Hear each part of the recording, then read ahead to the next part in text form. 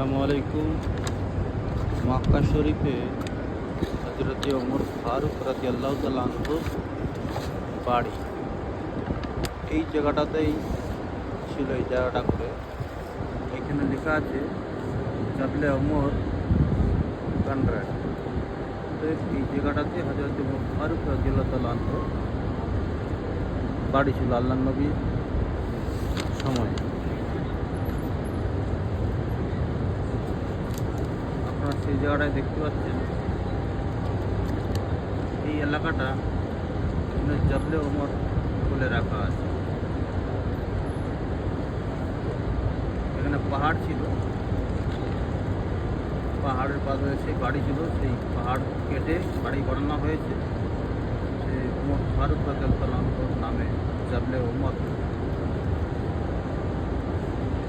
বলে এখানে রাখা হয়েছে।